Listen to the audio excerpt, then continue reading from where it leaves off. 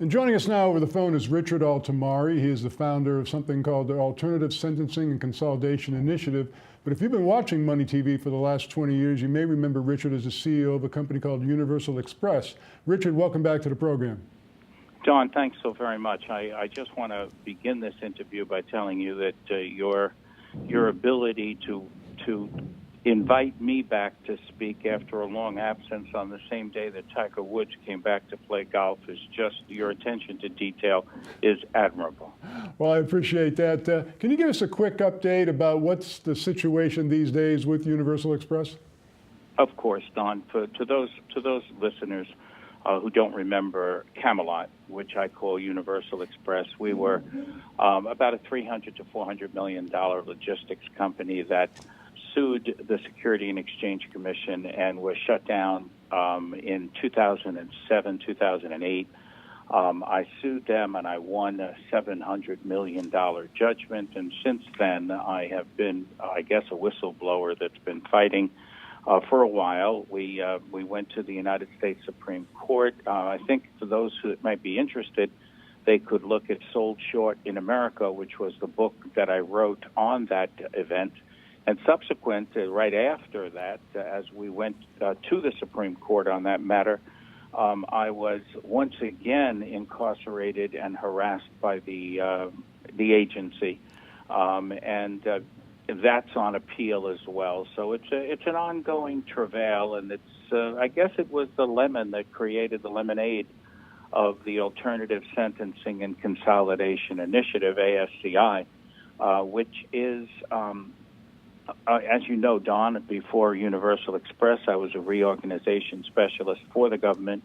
And when I took a look at this debacle called the criminal justice system, I decided that I would attempt to help those millions and millions of young men and those tens of millions of felons who have paid their debt to society but are still stigmatized for the rest of their lives in what is a terribly broken system. So the ASCI initiative I submitted to both political candidates. I'm proud to say that the team that won is in discussions with me right now, and it's quite possible that we may shock the world with an opportunity that, remember, I'm probably the only felon, at least temporarily until my appeal is finished. I'm probably the only felon who was a warden, who was a United States Marine, and who has put together what I think is a program that may save $30 to $40 billion per year in this broken system. So, God willing, that's what the alternative sentencing. Matter of fact, my email address for anyone who may be interested is r.altomare, A-L-T-O-M-A-R-E, at ASCI, and then initiative, so it's ascinitiative.com. And I'm beginning now a speaking tour.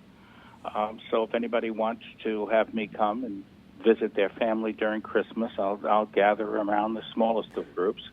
And all kidding aside, I'm speaking on criminal justice reform. Don, as you also know, to make sure I kept paying the lawyers during this time, I bought a mortgage company, into an engineering company. Anybody who needs a mortgage or anyone who needs any engineering, that'll help fund this. But right now, I think the reports of our demise have been greatly exaggerated, and I'm really looking forward to the next stage of this story.